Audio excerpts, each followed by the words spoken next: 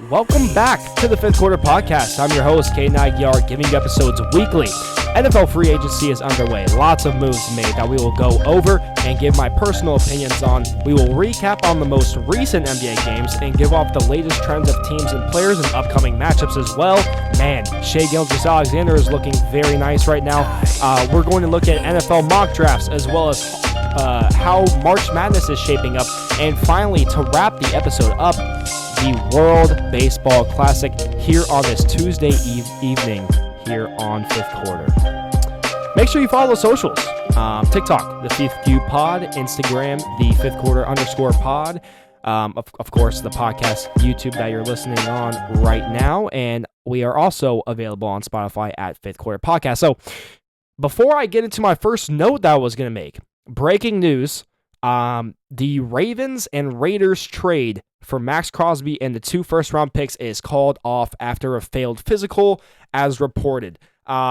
This is going to shake up the NFL once again. If it wasn't shaken up on Friday night, I believe, it's definitely shaken up now. Lots of moves made by the Raiders, and the Raiders get to keep Maxx Crosby in the end of the day. That's definitely a surprise that they didn't see coming. So we see the Raiders kind of building. Let's see if Maxx Crosby now, seeing how this team is signing players and building a good roster, and we'll get into that later, is he going to stay? I think he's going to stay. I like the team that the Raiders are building right now. They are building a great squad, and we're going to get into that later here on the Fifth Quarter Podcast. So let's start it off. I try not to be biased on Fifth Quarter Podcast, but it's the most saddening news that I've heard in a long, long time. I'm a long-time Bucks fan. I was up until now, getting into my sports journalism career. I still cheer them on, but you want to stay unbiased as a sports journalist. But Mike Evans has departed after 12 years with the Buccaneers, chooses to sign with the 49ers in a 3-year deal. And when I saw this news broke, I was just kind of blank. I met him in real life, nicest dude ever. And when I saw that news break that Mike Evans would be going to a different team, putting on a different jersey, I just sat there for a minute. And I didn't feel right for a moment. It's sad, yes, but Bucks fans should look alive. We have a young receiver room. And they have Emeka Egbuka, Jalen McMillan, Tez Johnson, and a middle-aged Chris Godwin that is fantastic. Bucks fans should not say that everything is over because Mike Evans is gone. Now, I will say this. Mike Evans didn't want to sign back because of Todd Bowles. And that gives off the vibe that Mike Evans doesn't believe in the Bucks. So there's a big red flag there as far as Mike Evans not believing in the Bucks. Why should we? He is the one guy that has believed in the Bucks from day one. And now that he is gone, all Bucks fans are kind of like just shaken up a little bit as far as if he doesn't believe, then who is going to believe? So I look at it that way. But it's a good thing for both ways, in my opinion. We get to develop Emeka Egbuka, Jalen McMillan, Tez Johnson, and Chris Godwin's obviously going to be the workhorse in the receiving group now, but Emeka Egbuka has the potential to be a top 5 receiver. Especially now that Mike is gone, he is going to get a lot of reps and a lot of catches in this offense, especially now Zach Robinson is taking it over. We saw how good Drake London was over on the Falcons, right? We can see the same thing out of either Chris Godwin or Emeka Egbuka. I think we were going to see it out of Emeka Egbuka. He is a fantastic receiver. Let's take Jackson Smith-Njigba, for example. He sat behind DK Metcalf and Tyler Lockett for 2 years before being the best receiver in the NFL. I think it's the same case with Emeka Egbuka. They're both from Ohio State. They're both very smart players. They have very similar archetypes. These players, and Emeka Egbuka and Jackson Smith-Njigba, are going to have similar careers, in my opinion, and Emeka Egbuka's time is now here, now that Mike Evans is gone. It was going to happen regardless, right? Bucks fans just kind of ripped the Band-Aid off. Mike Evans is going to be the workhorse that he wished for. Goes to an elite offense with Brock Purdy throwing him the football. I expect Mike Evans to catch a lot of touchdown passes for the 49ers. You know what this kind of reminds me of? It's like Devontae Adams last year going to the Rams. He had a lot of touchdowns inside the red zone for the Rams last year, and I expect Mike Evans to be that same exact role, but just in the 49ers uniform. He is going to be unstoppable. I bet Kyle Shanahan is jumping out of bed excited with all of his new weapons that he has. He wakes up and he says, we have Mike Evans, and we didn't have to give up anybody. We picked him up off free agency? That's crazy. So, good for Mike Evans. Goes to a Super Bowl contender that is a piece like him away from winning the Super Bowl. And for the Bucs, move on, right? Now, I will say this.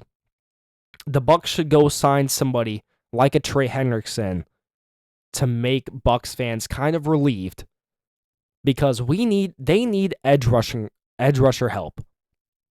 That's what the Bucs need most of all. And signing Alex Anzalone, signing Kenneth Gainwell, that's a good start. We like that. We like the Anzalone pickup. I like it. But can you get Trey Hendrickson? That is that it guy that you need on your team effective immediately for the Buccaneers. On Friday night, Maxx Crosby was traded until it got backed out. So now we have Maxx Crosby back on the Raiders after a failed physical as reported. This is going to shake it up again. Now the Ravens have their first round pick again. And now the Raiders, they're still going to go Fernando Mendoza, but they don't have that second first-round pick to rely on to get somebody else. So we're going to see what happens with the Raiders and the Ravens going forward with this. I did not expect to report on that going into this podcast today. That was crazy. DJ Moore traded to the Bills on Thursday afternoon. Bills got the receiver that they needed. DJ Moore is a great receiver. He made a lot of clutch plays in the Bears uniform, especially last year with Caleb Williams. DJ Moore is going to get a lot, and I mean a lot, of usage in Buffalo. Josh Allen gets help that he needs to be successful on this squad. Josh Allen, he had Stephon Diggs gone, and then after that you have Khalil Shakir. You tried to rely on Keon Coleman, but he's not doing good. The most relevant thing about Keon Coleman is that Cam Newton's reporting on him eating cookies and whatnot. You're supposed to be our number one, and he's not. So now you get DJ Moore. DJ Moore is going to come in. He is a solidified veteran, and he's gonna make a lot of plays with Josh Allen for sure. Added weapons now for the Bills. Dawson Knox also came back for them, so good to see that. But now you look at this Bills offense. They have James Cook in the backfield. They have Ty Johnson. I think he's a very underrated back in the league. Now you have DJ Moore. You have Shakir, who's a good wide receiver too. You have Dalton Kincaid. You have Dawson Knox. You have some weapons now. Now you cannot. If you're Josh Allen, you can't blame it on anything else. It's all on him now. You had the coach. Got rid of the coach. Put Joe Brady in that spot. You still have that offensive-minded head coach that you needed, right? So now it's all on Josh Allen. If Josh Allen can't do it this year, I don't know. I really don't know. Rome Odunze and Luther Burden have to step up now that DJ Moore is gone. Lots of talent surrounding Caleb still with Colson Loveland. I believe Cole Kmet is still there as well. Rome Odunze and Luther Burden, they are two excellent young receivers, and I expect them to have no troubles as far as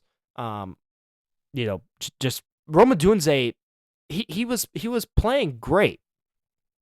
So I think with Colson Loveland as well, Caleb Williams has a lot of talent to still throw to, and I don't see the big loss of DJ Moore in a Bears uniform. Green Bay Packers traded for Zaire Franklin. They get more defensive help. I like that. The Green Bay Packers, they need defensive help, and that's what they got of Zaire Franklin. Pittsburgh traded for Colts receiver Michael Pittman and signed him to an extension. DK and Pittman to the Steelers. But who's going to throw him the ball? I think that this squad is solid if the Steelers can get the right guy to throw to them. Pittman signed to a 3-year, $59 million deal. Could this be a sign that Aaron Rodgers is coming back? DK, Metcalf, and Michael Pittman are two solidified vets, kind of like DJ Moore in this league. And Rodgers likes seasoned veterans. He doesn't like throwing to the rookie. He likes throwing the seasoned vets that have been there, done that. And could this be the sign of, hey, Aaron, we got Michael Pittman for you. Come back. Let's play another year. The Colts chose Alec Pierce over Pittman, and to get into Alec Pierce, he signed a 4-year, $116 million extension with the Indianapolis Colts. This move was the domino effect for the wide receiver market. I don't think that Alec Pierce is worth this price tag. He barely had 1,000 yards last season with only 6 touchdowns. He is a mid-tier receiver. Getting $116 million. He's a big play guy, yeah, sure, but he set the market too high, causing mid-tier receivers to sign for so much. For example, I think Wan'Dale Robinson, 4 years for $70 million is a little bit too much.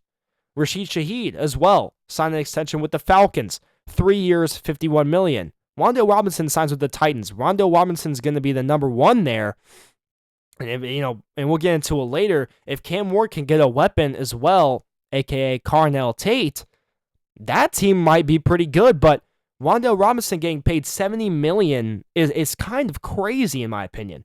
Rashid Shaheed, $51 million for 3 years. That's a little too high, but the Mike Evans contract is good with 3 years, $60 million. Michael Pittman's deal is pretty solid, 3 years, $59 million. Romeo Doubs signed 4 years, $68 million to the Patriots. I don't think that's the wide receiver that they want, but that's what they had to get. I think that now that Romeo Doubs is on the Patriots, they're not going to go after A.J. Brown anymore. And I think A.J. Brown is ultimately, he's going to stay in an Eagles uniform for another year. Jalen Naylor, very underrated receiver, signed to the Raiders. We'll get into it a little bit later, but he signed 3 years for $35 million. Jahan Dotson, 2 years for $15 million to the Falcons.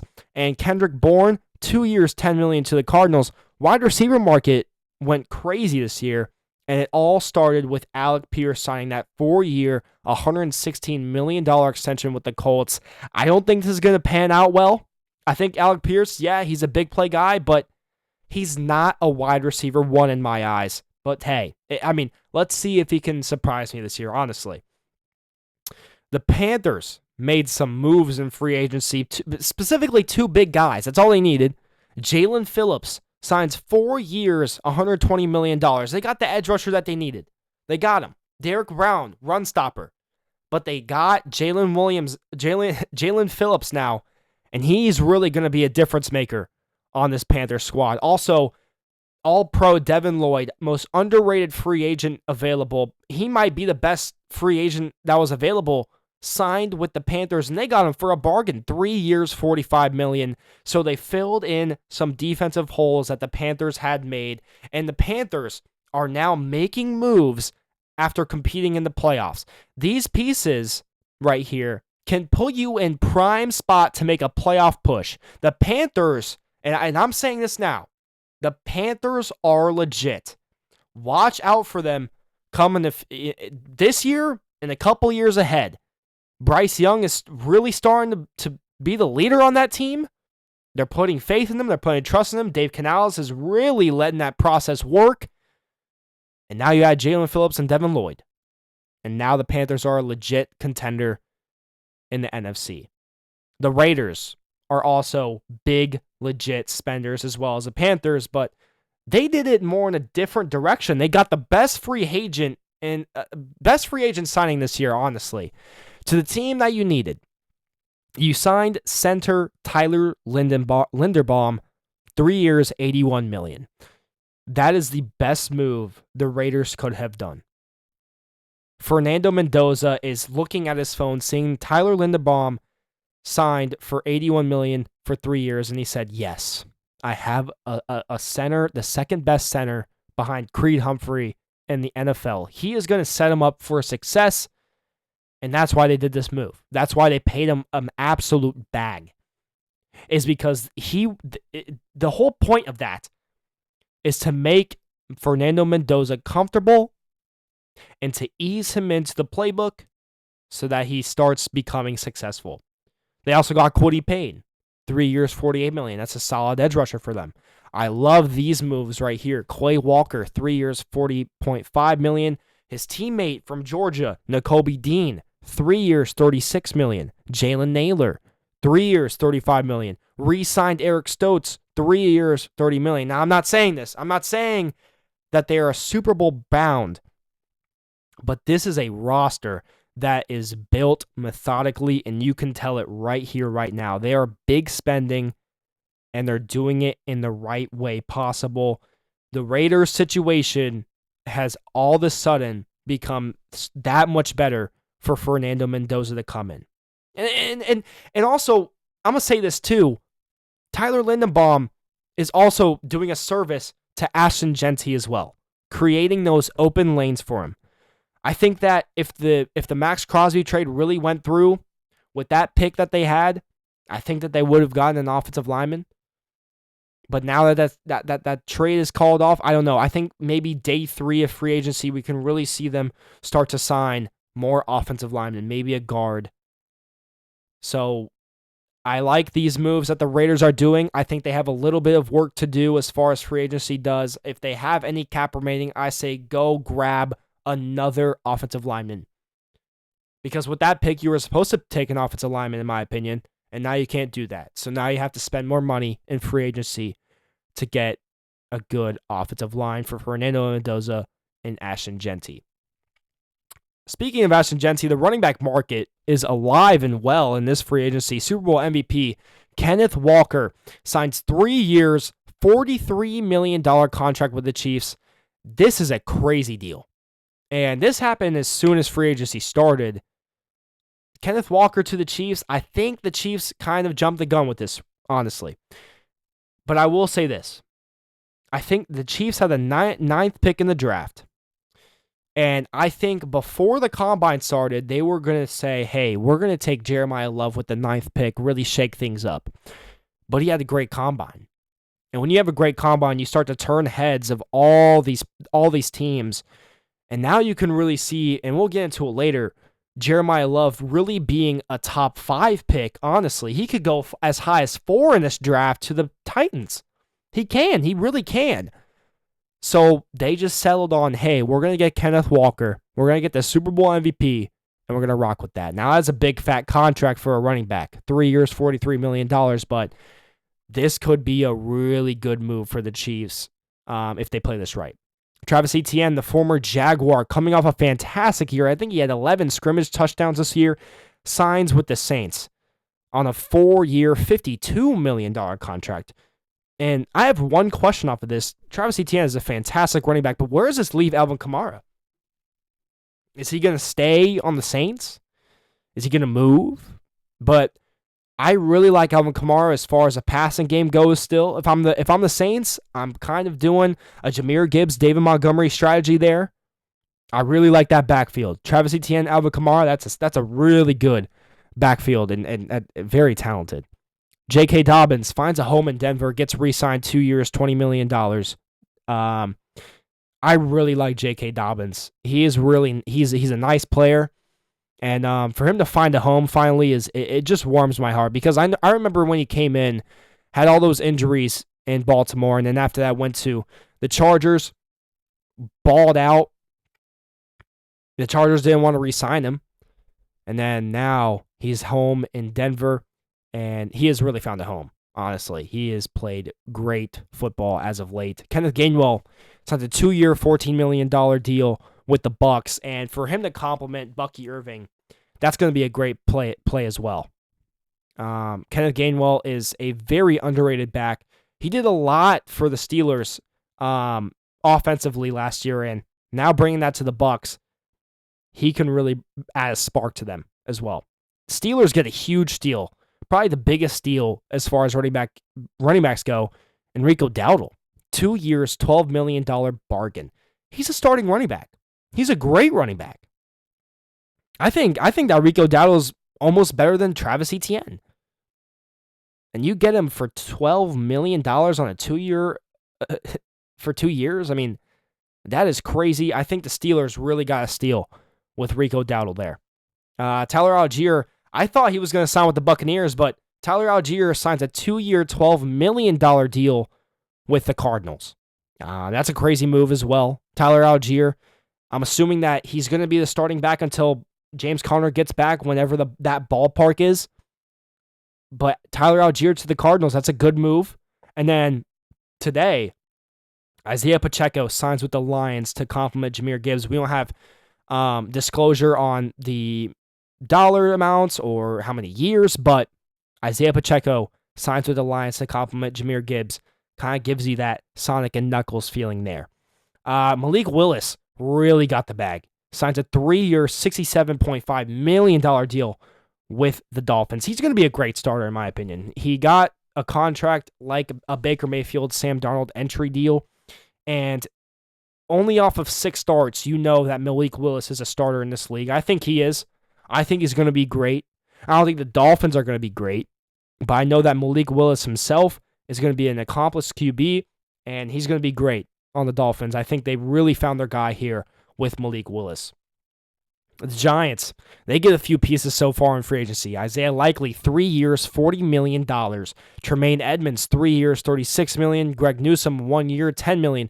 These are building block players, and I'm just going to say it right now, Isaiah Likely is going to be a great player with Jackson Dart. He's finally taking over that tight end 1 role, and he's going to do that very, very well. He was kind of sitting in Mark Andrews' shadow before, and now with Jackson Dart, he is really going to blossom into a fantastic tight end in this league.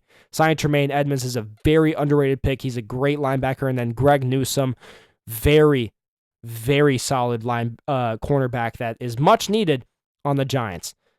Jets also with a lot of moving pieces. They traded for Geno Smith today. I wonder if he's going to be their quarterback 1. I don't know, but they trade for Geno Smith. They also traded for Minkah Fitzpatrick, got him on the 3-year, $40 million deal. They signed Joseph Osai, 3 years, $36 million. Demario Davis, 2 years, $22 million. David Onyemata, 1 year, $10 million. And then Nashawn Wright, 1 year, $3.5 million. They are improving this defense to get turnovers in, and I expected this because Aaron Glenn really does need defensive weapons.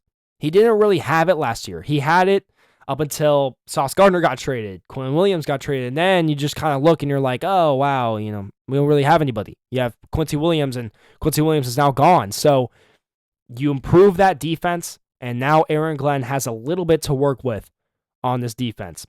Bucks get linebacker help with Alex Anzalone. We talked about that earlier. I think he signed for 2 years, $14 million.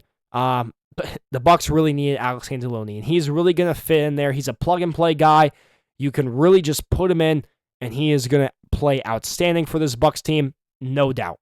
Tua Tagovailoa to the Falcons, 1 year, $1.3 million. He's going to be the Falcons starting QB for at least the start of the year, and that's really those 4 to 5 starts that he's going to get before Penix goes back is really going to decide his future. Is he a competent starter in this league? Yes or no? It's a good situation for Tua to be in. You have Bijan Robinson. You have Drake London. You had Jahan Dotson. He might be the wide receiver too. I don't know. You have Kyle Pitts. You have a great offensive line, actually. Best offensive line he's had in his career. So this is a good situation for Tua to be in. If he can capitalize on this, he could look at himself being a starter in this league, maybe even for the Atlanta Falcons. The one question that is staying in my mind after all this free agency saga and all these trades going on is, where is Mac Jones going to go? I don't know. I would really like to see him go on the Vikings. I think the Vikings is a great destination for him. Maybe the Rams could go trade for Mac Jones as well. Have him sit behind Matt Stafford for 1 year. Matt Stafford goes in and retires after this year, and then Mac Jones goes right in and fulfills Matt Stafford's spot. But Mac Jones is a big question mark. I think Mac Jones is better than Malik Willis. I think Mac Jones can be a top 15 quarterback in this league. I've been saying it for the past 4 or 5 months. So where is Mac Jones going to go? We're going to come back. Going to get into the NBA latest stories and news after this short break. It's a fifth quarter podcast. Back after this. As you're on break, make sure to follow all the socials of fifth quarter. Make sure to follow the TikTok, the fifth Q pod. Make sure to follow Instagram, the fifth quarter _pod. Make sure to follow the thing you're listening to right now, the YouTube. And also, We're available on Spotify at the Fifth Quarter Podcast. Let's get straight into it. All right, and we're back from break. So let's get into the NBA section of the podcast. So yesterday, we saw that Shai Gilgeous-Alexander is the best player in the world. And yes, I'm going to say it right now. Shai Gilgeous-Alexander is the best player in the world. SGA continues to be the most clutch in the biggest moments throughout the season. Yesterday, SGA showed why he is the MVP and best player in the world with this clutch play against the Nuggets. Let's play it. Left, no fouls to give. There he is. SGA with 5. SGA step back 3. He's got it! 2.7 left. Oh. That is absolutely clutch. That's absolutely clutch. And you couldn't have done it any way better. You brought it into your best player, and everybody knew in that building that he was going to take that shot. And it's cash from there. Courtesy of House of Highlights on that clip, by the way. He is the best player in the world, no doubt. And I am a Jokic fan myself, but I can accept that Shai is the best. Here are his stats this season. 31 points per game, 4.5 rebounds, 6.5 assists, 1.4 steals, and has the best field goal percentage in his career at 55%. And, oh yeah, he plays on the team with the best record. So, I mean, you look at it, he's the MVP, no doubt. He's the best player on the best team. I don't think they're going to end up going back-to-back and winning 2 championships in a row, but you have to give credit where credit is due, and I'm doing that right now. He's the best player, no doubt. He also just tied Wilt for consecutive 20-point games at 126. Has a chance to beat the next game. Jason Tatum, he's back for the Celtics after a torn Achilles just 6 months prior. May his presence felt on Friday night. Almost had a triple-double in his first game back with the Celtics. The Celtics, they're starting to look scary. They just might be the team to beat in the East right now. Could they be a dark horse championship team? I think that this Celtics squad is better than the Pistons, honestly. Give me a 7-game series between the Celtics and the Pistons. I'm taking the Celtics. Jaylen Brown is a load on offense. Jason Tatum is back. You have Derek White. You have Vucevic that you traded for. He's going to come back soon, I think. JT has come back at the right time. JT coming. JT coming. JT coming. Sorry. I mean, honestly, JT is back, and he's come back at the right time for this squad. Jason Tatum is going to lead this Celtic squad to represent the East in the finals. Mark my words. I'm going to take Celtic Spurs NBA Finals right now. Somebody mark me down for that. That's watching right now. Mark that down. Celtic Spurs NBA Finals. Come back to me when I have it right, honestly. The Cavs, they're cooking right now. In the James Harden era, they are cooking. But like I said, it's just a matter of when with this team. Reports came out that Tyrese Maxey as well is out for 3 weeks with a finger tendon problem. He's a big part of the Sixers' success. He is a MVP candidate in my eyes, low MVP candidate, yes, but he is a great player. And now, without him for a few weeks, you start to take a little bit of a hit. You got to rely on Edgecombe. You got to rely on Joel Embiid to make the plays necessary to win. And I don't know if they got it in them. Steve Kerr calls for the league to shorten the season, and I have my own take on this. I think that we should shorten the season to 70 games, in my opinion. I think we should shorten the games to 70 games, and then in those 70 games, I have my own idea. And everybody hear this out right now, right? So in my opinion, I think that one singular NBA game does not mean much, right? And when you look at every single sport besides football, most regular season games do not mean much. And the way to change that is you have a 70-game season and you play one team for maybe let's say 7 games. You play 10 teams all season and you play a series against them, right? Maybe you can even say, "Hey, let's do, let's make sure that each team is played, we'll shorten the series, right?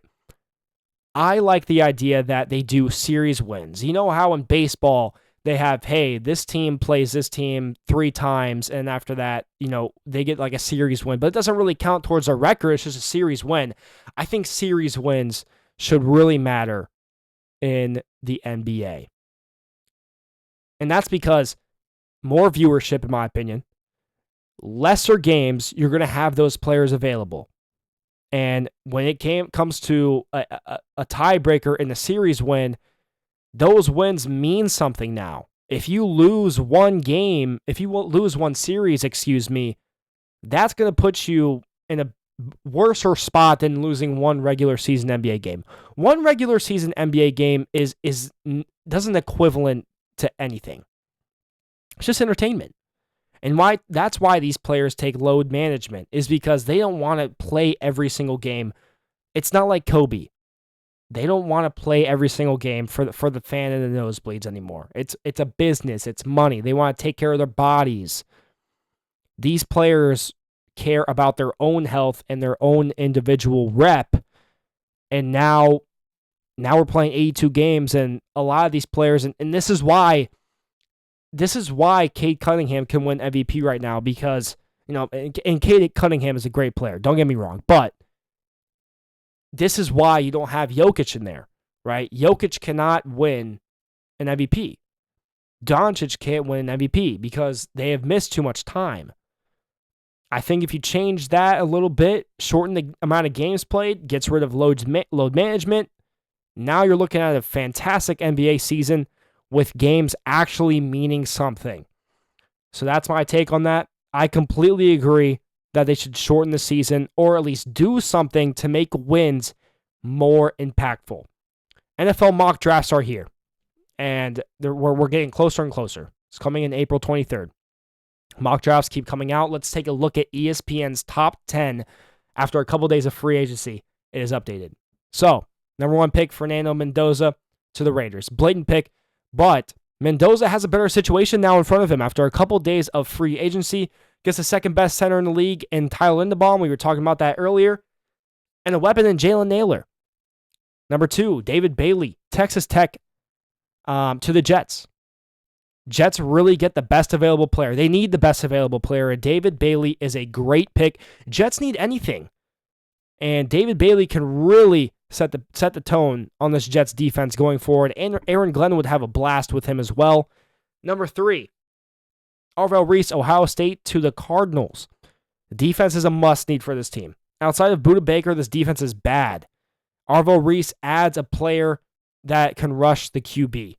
So Arvell Reese to the Cardinals, I fully support that pick. I think that pick is going to happen. Arvell Reese to the Cardinals just seems like a no-brainer for that. And number 4 is where you can start to go different directions here because of one player, Jeremiah Love. Whatever point Jeremiah Love goes at, because you can say the Titans, the Giants, the Commanders, the Bengals even maybe, could all go pick him. The Chiefs could before, they can't now because you got Kenneth Walker, who's a fantastic back. But Carnell Tate is the mock draft pick at number 4 for the Titans, and I couldn't agree more out of Ohio State. Carnell Tate is a smart pick, knowing the track record of Ohio State wide receivers. Cam Ward gets a weapon on his team. But could the Titans go the Jeremiah Love route, get the backfield, a very dynamic backfield, and Cam Ward and Jeremiah Love, put them together, and all of a sudden they're a great team? I think Carnell Tate is a great option, though. Pair him up with Wan'Dale Robinson. That's an underrated wide receiver duo right there for sure. Number 5, Caleb Downs out of Ohio State to the Giants. Giants are building on both sides of the ball this offseason. Adding Caleb Downs would be another one. They're just building weapons. They want to get as many good players as possible, and Caleb Downs is the smartest player in the draft. He's a switchblade. He would be an icon in New York. A lot of New York fans would love him. He's going to be great. I think he's a guaranteed success in the league.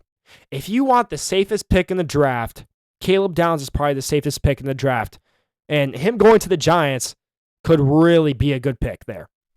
Number 6, Monroe Freeling out of Georgia to the Browns. I could see the Browns picking offense, but I don't know if they necessarily want to go lineman with this pick. Wide receivers are still on the board like Jordan Tyson, Mekhi Lemon, and if Carnell Tate falls, they could pick Carnell Tate. But lineman is a very safe pick for them in this scenario, and I think Monroe Freeling out of Georgia could really be a good pick for the Browns, but we could see them also go receiver if they feel the need to. Number 7, Jeremiah Love out of Notre Dame to the Commanders.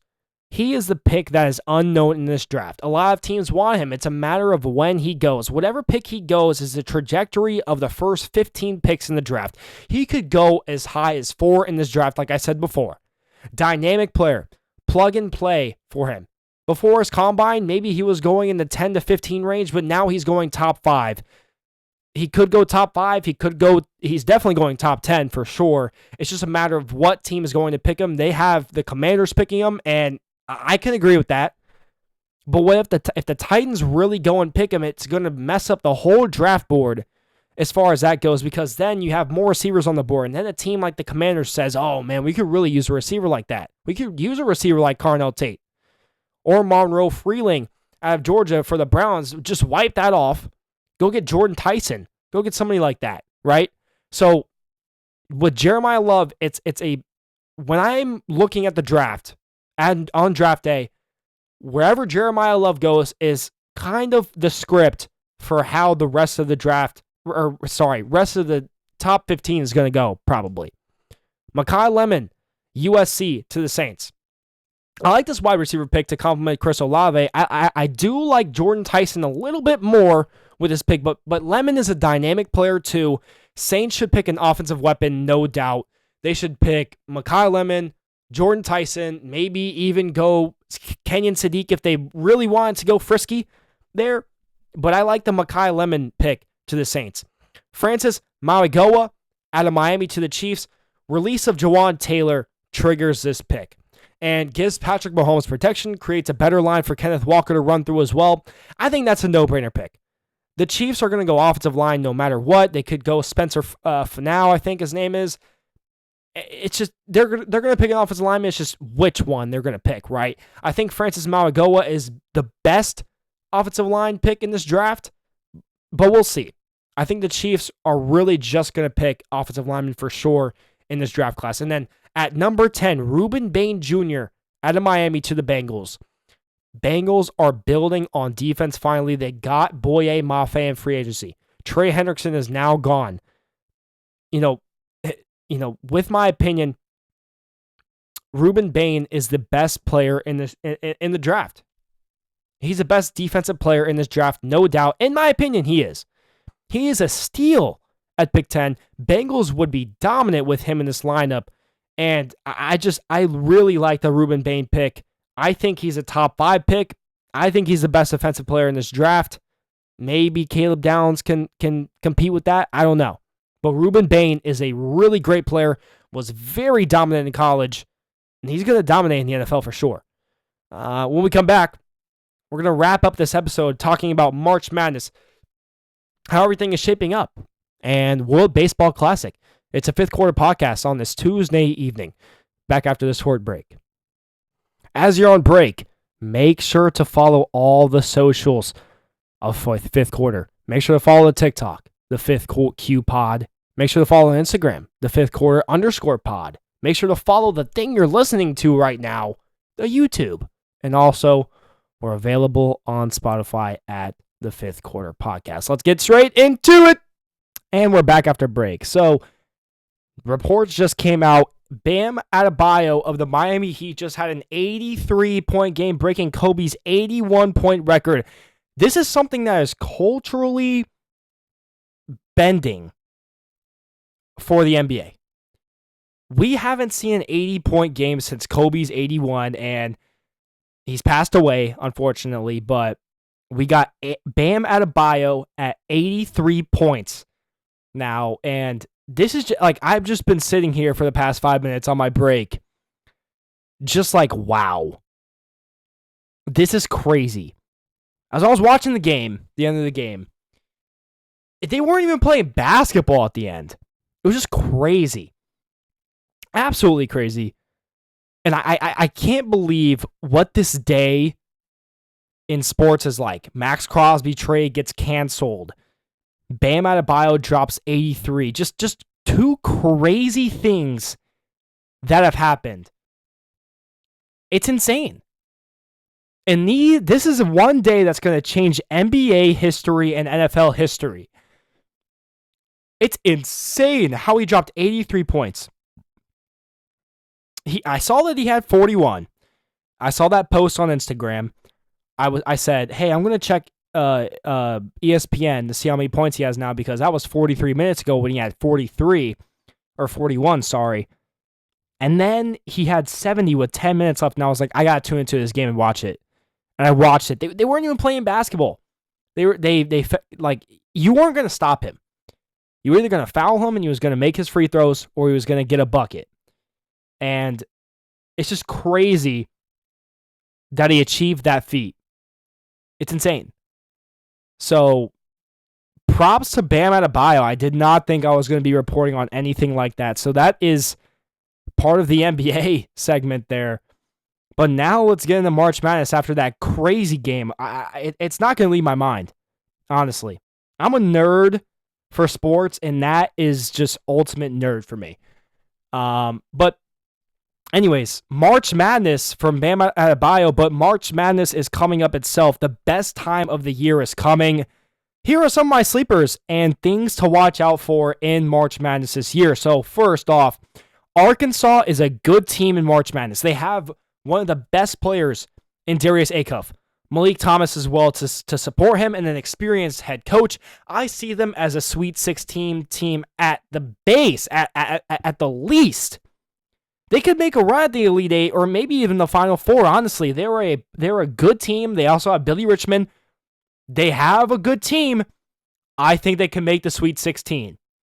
Can Florida be a 1 seed in the tournament? Strong finish to the season for them. They look unbeatable as of late.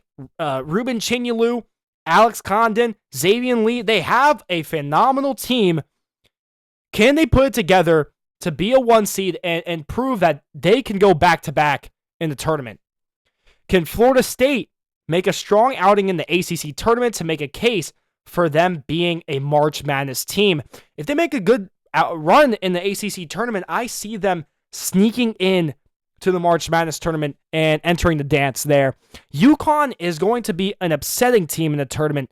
Crushing losses make them a vulnerable team in my eyes. UConn has had crushing losses this season. One to Creighton and one to Marquette, I believe, just last week. And I just see them kind of crumbling like they have in those two games early in the tournament.